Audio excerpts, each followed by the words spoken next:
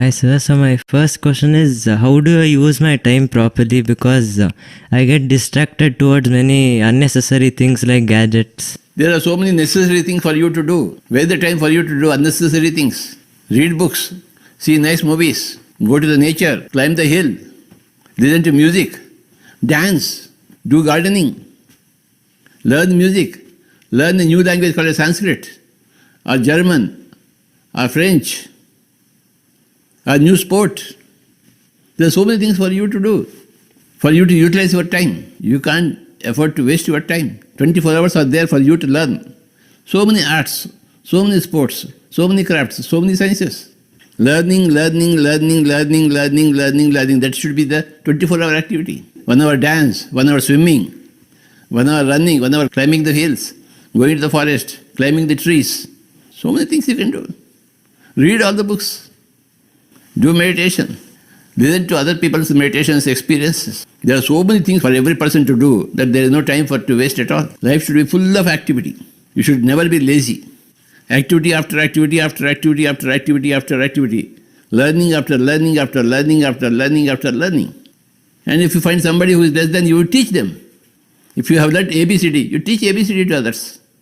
If you have learned EFGH, you teach EFGH to others. There's so much to teach. Learning and teaching. At your level, you can teach others. At anybody's level, they can teach others. Teaching is very important. Whatever you know, you teach. Supposing you are a beginner in music, other people don't know even music, so you can teach the beginners beginning music, isn't it? What language do you speak? Marathi. Marathi. Okay, people don't know Marathi, so you can teach Marathi to those people who are non-speaking Marathi. Isn't it? Yes sir. Do you teach me Marathi? 1, 2, 3, 4, 5, 6, 7, 8, 9, 10 in Marathi. We just tell it in English. You tell me यार. 1, 2, 3, 4, 5, 6, 7. वो तो हिंदी है ना, मराठी में वही है क्या? हाँ वही है. अच्छा ठीक है. ध्यान करो, मराठी में क्या बोलेंगे? ध्यान कर. We say like that. ध्यान कर. अच्छा खाना खाओ. चोट को जुमन खा. अरे बहुत मुश्किल है यार मराठी सीखना. Next life time I learn Marathi.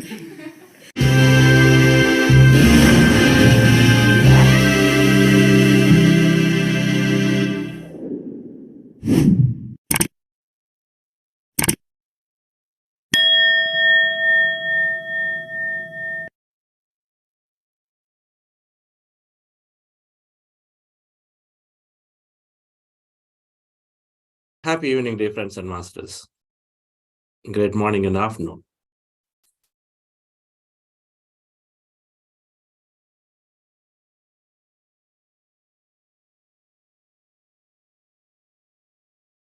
Your understanding, spiritual intelligence. There is so much to learn. Patriji's words, there is so much to learn.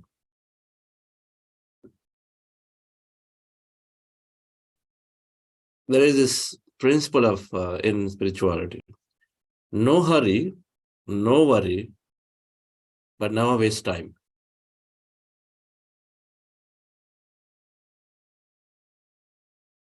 No hurry, everything is going to happen, but no worry. If it doesn't happen, it is okay, but never waste time. Time is precious. We always either sit down and close our eyes or learn something, but you're not actively engaged in doing any work.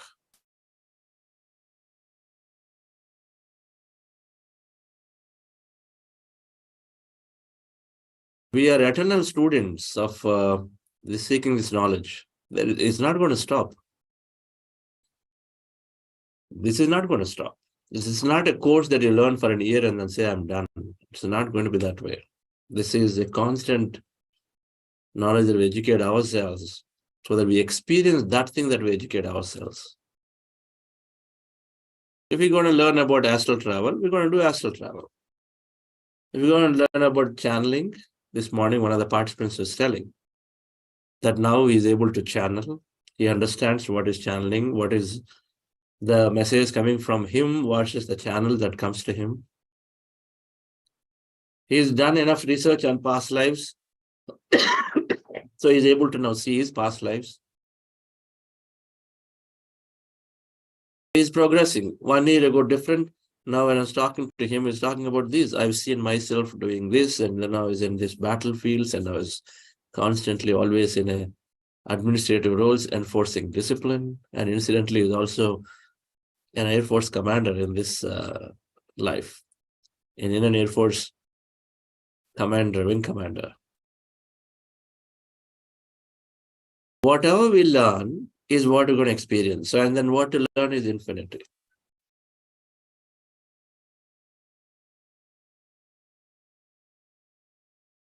Third eye, channeling, auto writing, psychokinesis, astral travel, of course,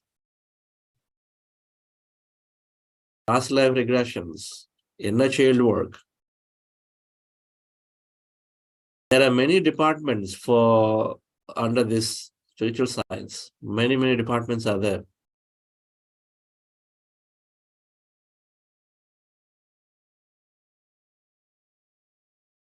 We constantly continue to learn. We are an eternal student of the spiritual science, of meditation science.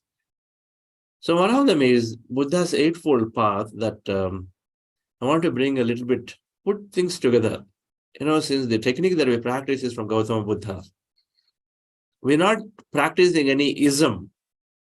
We're not practicing any ism. There's not Buddhism, there's not Hinduism, there's not religion. This is ism. There's no ism here. We're taking the knowledge. The essence of the knowledge is what we're taking from everywhere. We take the best of everyone and then we put it together. Just like that. Just like that. Honey bee. It goes and then takes from everywhere it's possible. Takes from everywhere.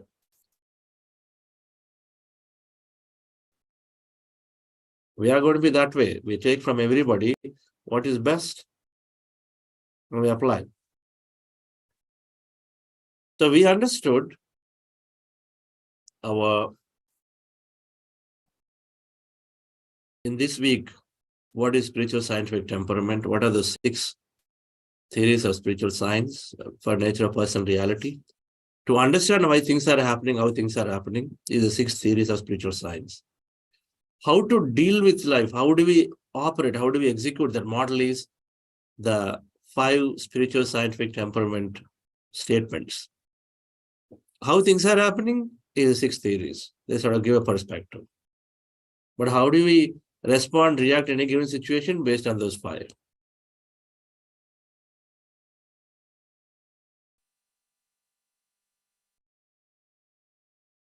During this program, we learned many aspects. Now, Gautama Buddha,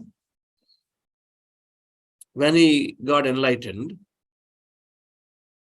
in fact, he was searching because he saw suffering, old age, sickness, death. He saw these 3. As a prince, he somehow went out of the palace and then he saw old age, he saw suffering, and he saw death. And all 3, old age, illness, and death. All 3 people are not happy. Dukkha, unhappy, suffering. He saw suffering is there and he wanted to find out the root cause for it, and so he wanted to eradicate it. That was his goal.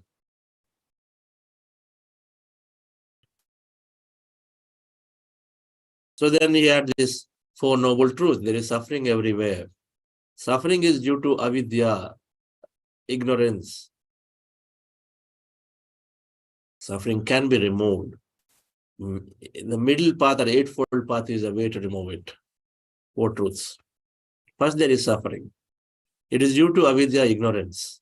Just ignorance that I didn't know that there is no death. So then we stop complaining, stop crying.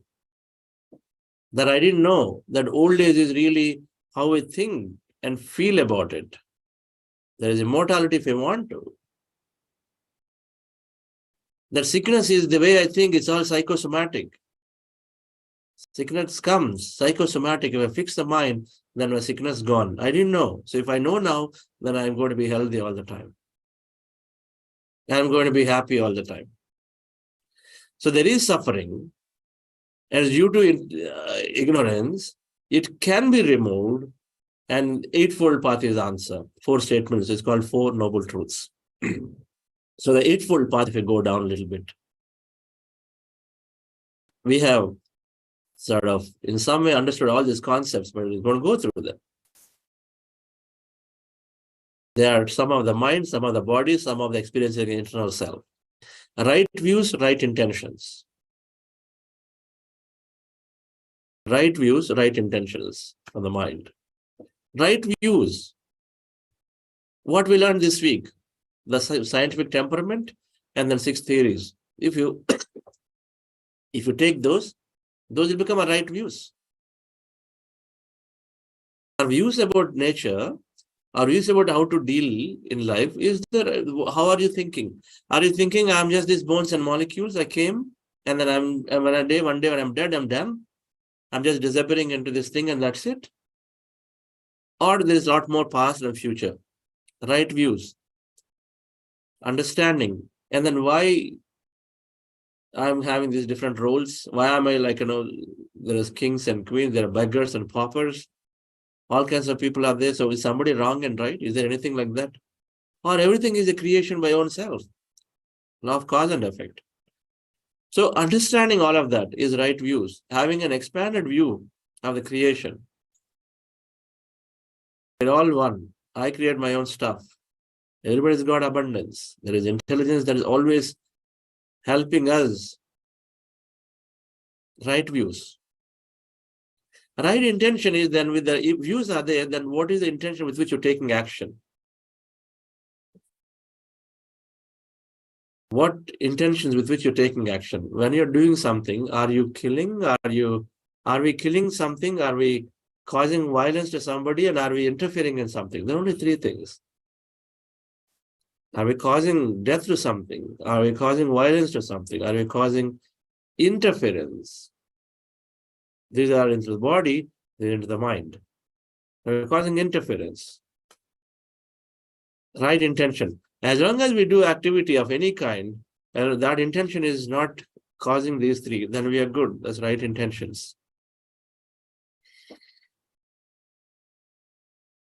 When we're doing, we don't curtail the freedom of somebody. Don't go there.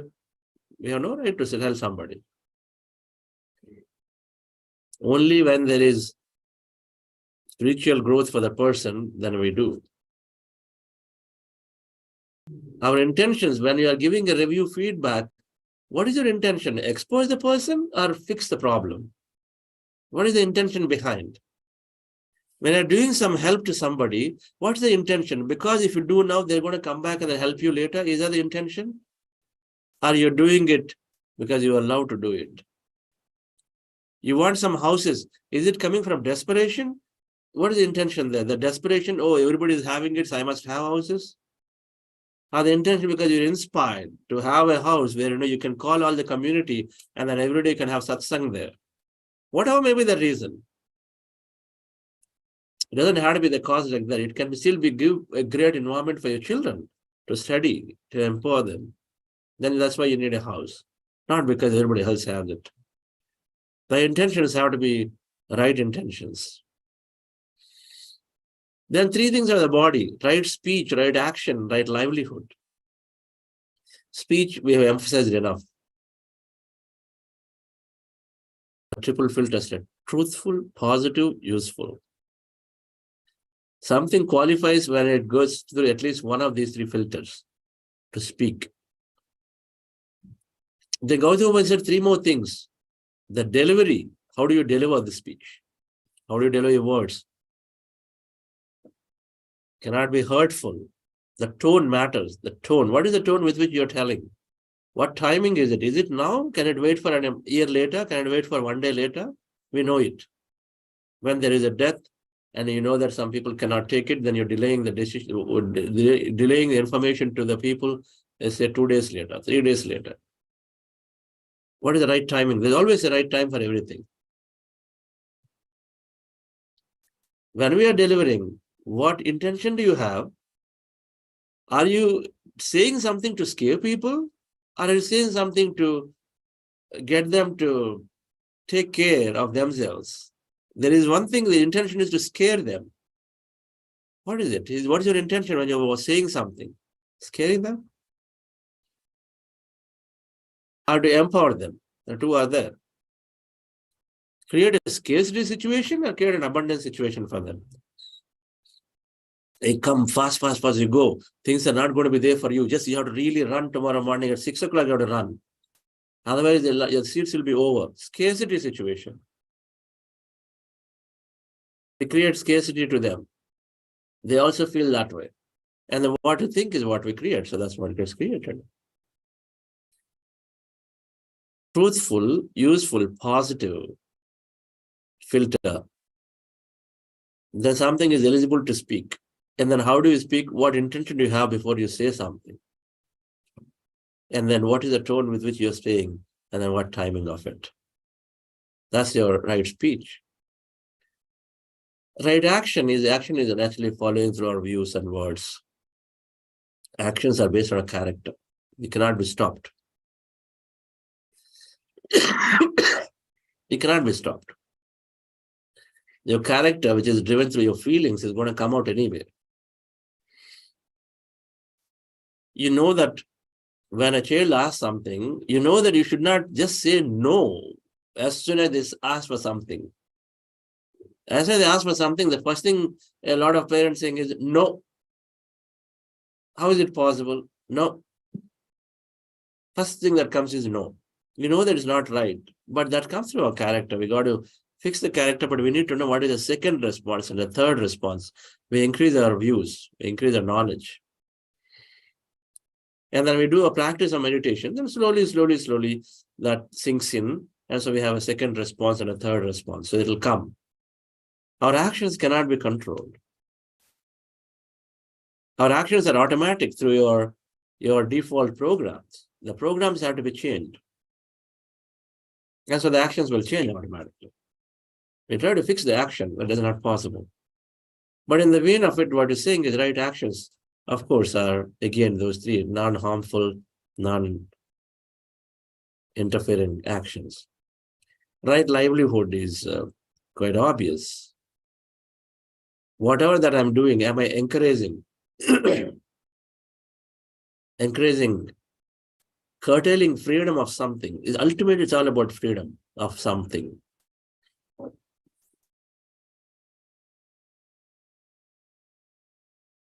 If you develop, if we encourage building, let's say, technology that looks into the private lives, that looks into the privacy of people, particularly children, you police them. The whole trust is broken with them. You know that. Nobody likes to be policed. Nobody. Do we like? Do unto others what you do unto yourself. Do not do unto others what you do not do unto yourself. I've really been practicing this, friends. We got to just think about this. Do not do unto others what you do not do to yourself. Will we like to be policed in terms of what we are doing on our browsing internet? Will we agree? And if not so, then what right we have to police the same thing onto somebody else?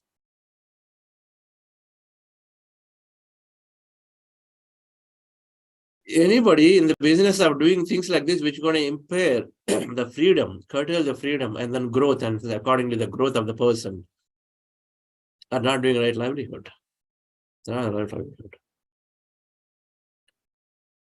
Bhagavad Gita talks about it in terms of the one who kills, the one who encourages, the one who cooks, the one who serves, the one who raises, they're all in the chain. They're all in the chain because some way or the other, they all are continuing to support that thing of killing ultimately the animals, which means hampering their progress. So the right livelihood is not right livelihood. So we are earning through wrong means. We got to look at this. That whole business of fisheries that some government support, they must cease to exist, and they will cease to exist. The whole fisheries business, it has to cease to exist.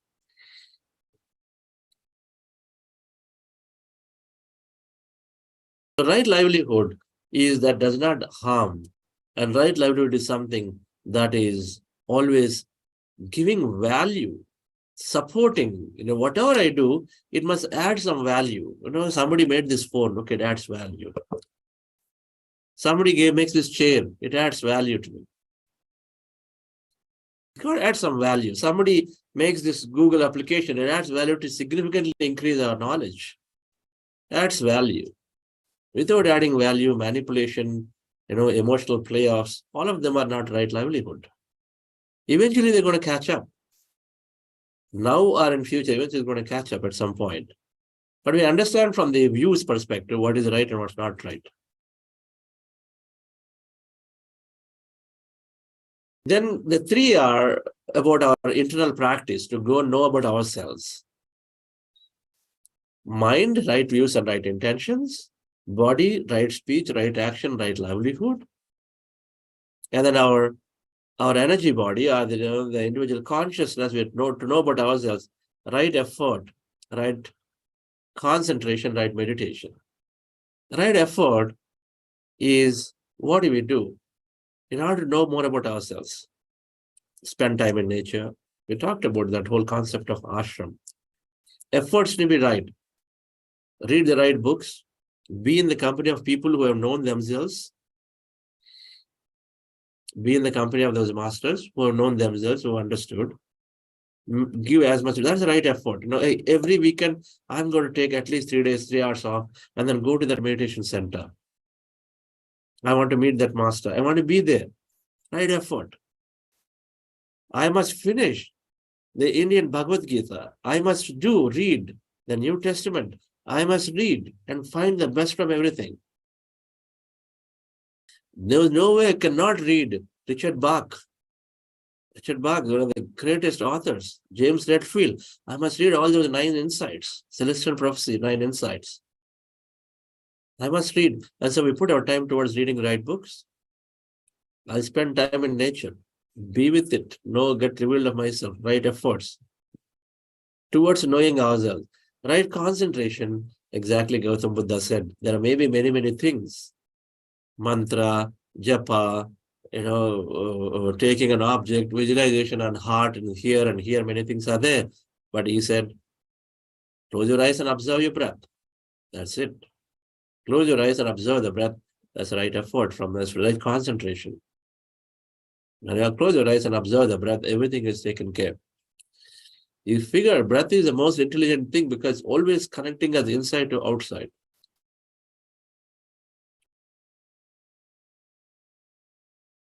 So, Ana-Pana-Sati, or observing the in-breath and out-breath, is the best concentration technique that he was talking about. And right meditation is then what happens?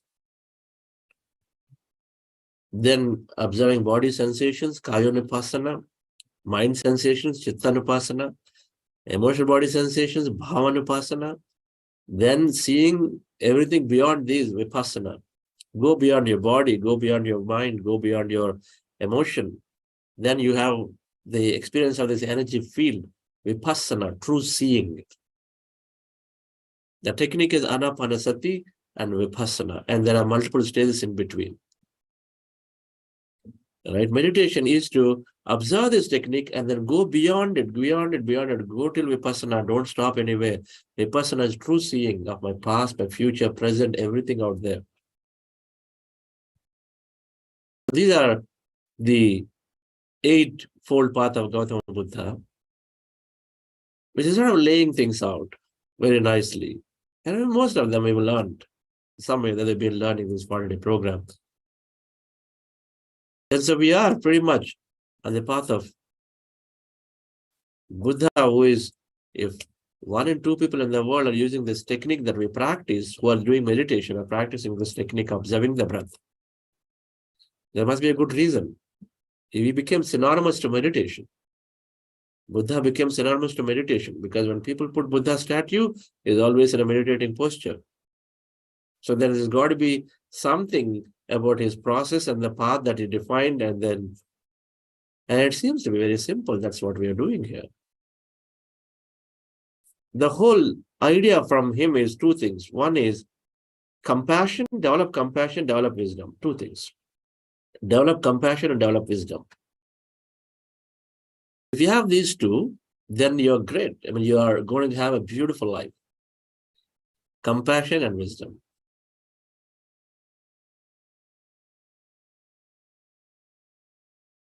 Right, friends, let's go into meditation once again. Relax yourself, sit comfortably. We're practicing breath mindfulness meditation. Our goal is to empty the mind. Our goal is to observe the breath and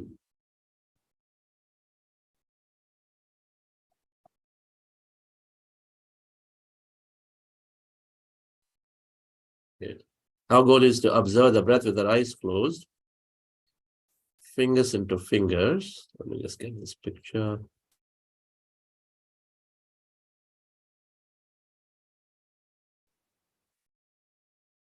So as you see in the picture,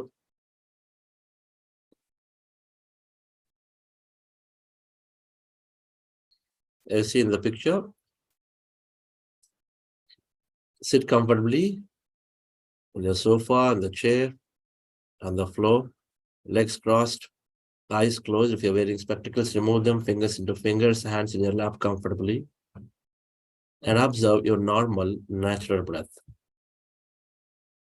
In case you have thought at any time, bring your attention back to the breath. But when you observe the breath, slowly, slowly, slowly, our mind becomes empty.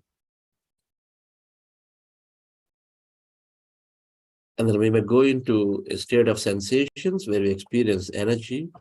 So relax yourself, dear friends. Sit comfortably with your eyes closed.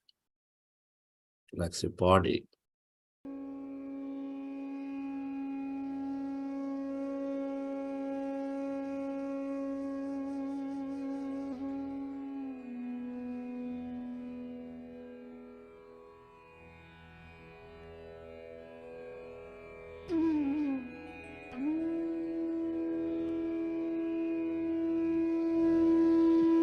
Dear friends,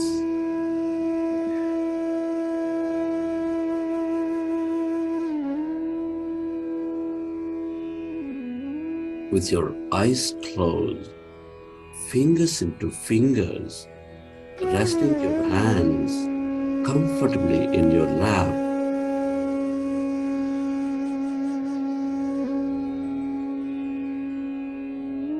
observe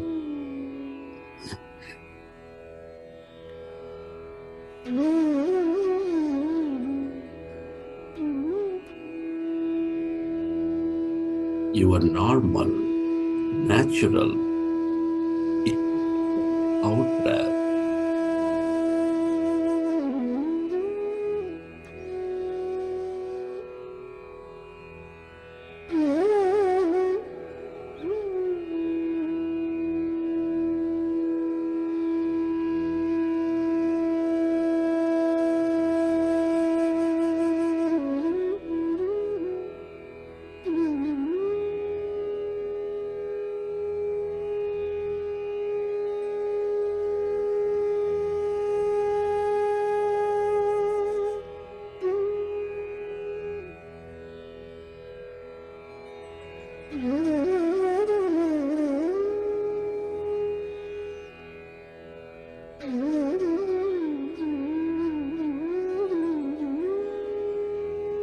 Our goal is to empty the mind.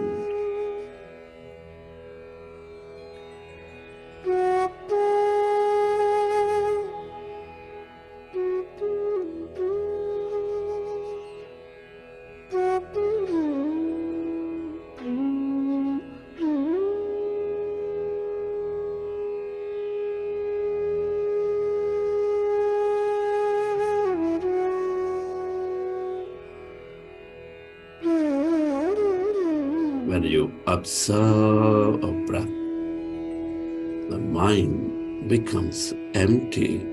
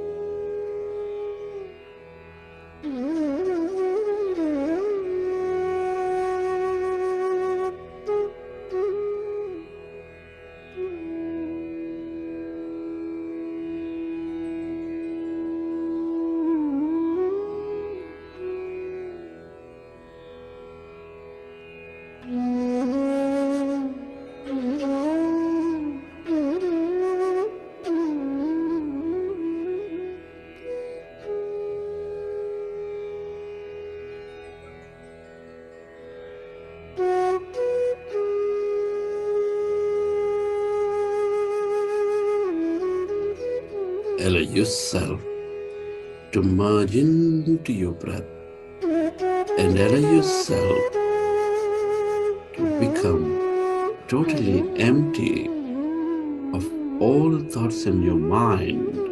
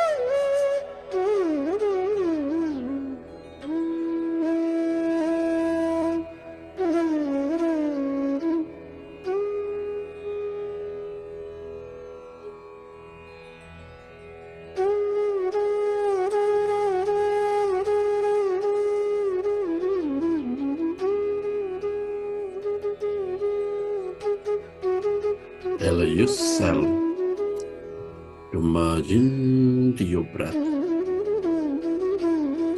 and allow yourself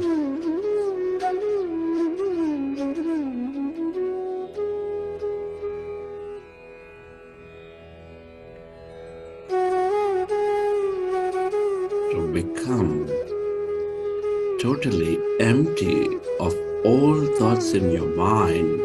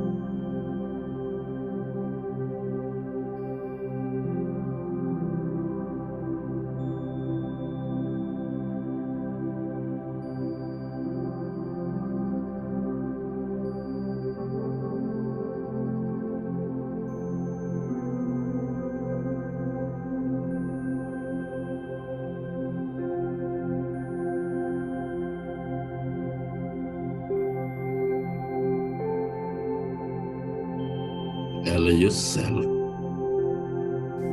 to merge into your breath and allow yourself to become totally empty of all thought.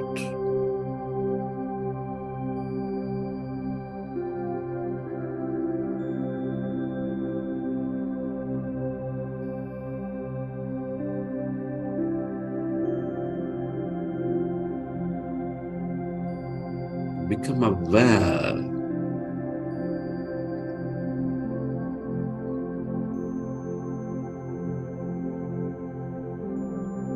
of the emptiness inside of you, all around you.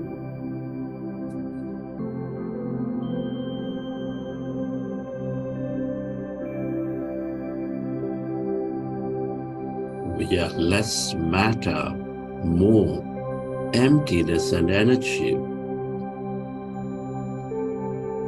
Allow yourself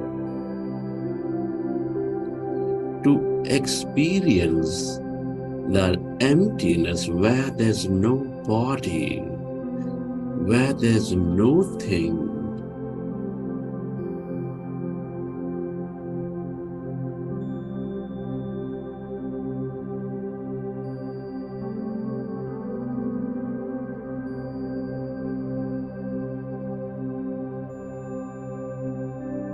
All emptiness is energy. The quantum field of energy with infinite possibilities.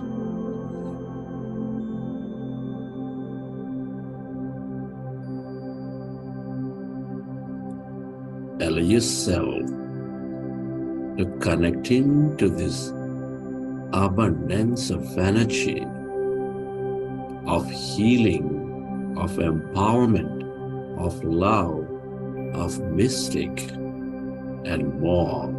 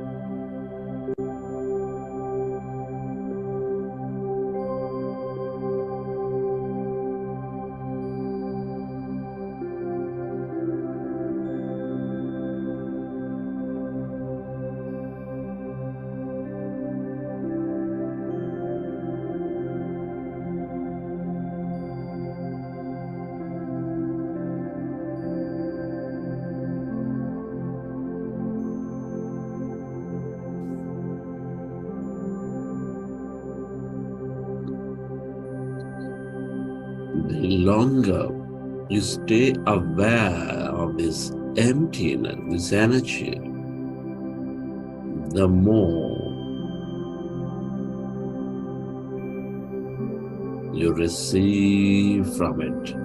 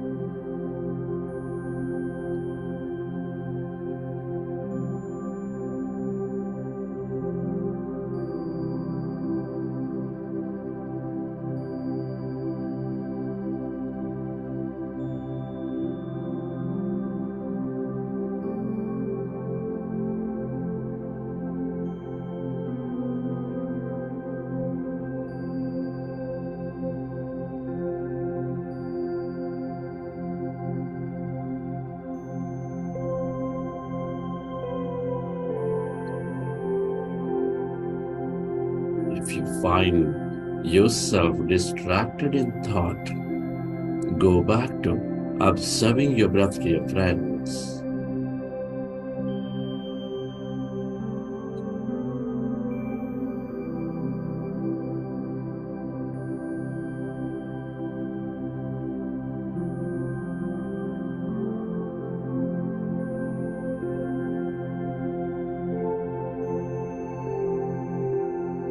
Allow yourself to stay aware of the endless depths of this emptiness.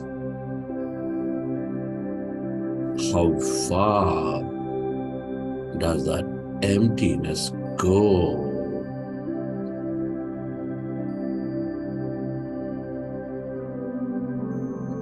Lose yourself to this nothing.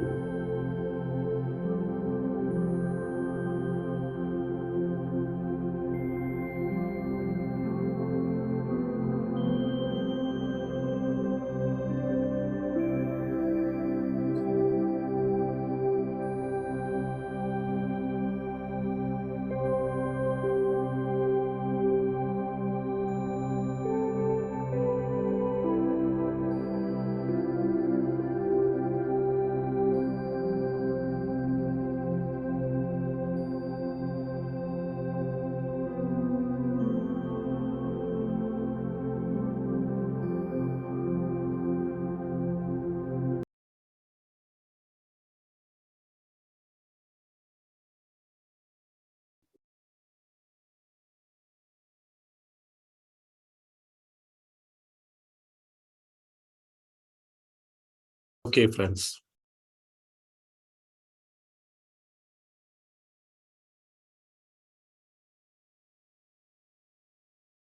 So today, our final breakout rooms to interact. As next week we'll be wrapping up, we'll be sharing in the common platform with everybody. Next Friday is the last day for this Water Day program.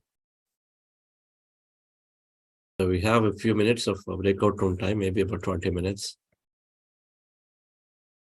So let's go in there, make the declaration to ourselves that we're going to continue this practice for 100 days at least. And many more things, so do share. Thank you.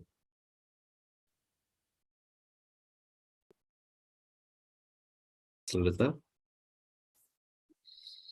Yes, sir. Initially.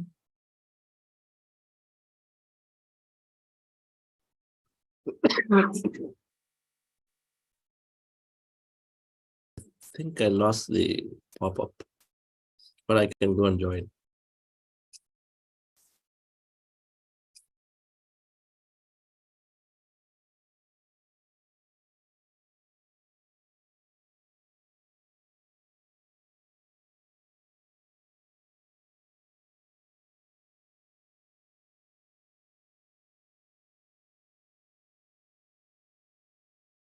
Friends, those who are joining us from the YouTube live, kindly join to the session using the Zoom details so that you can participate in the breakout rooms. Thank you. And also please note that the YouTube live will be stopped from hereafter. Thank you.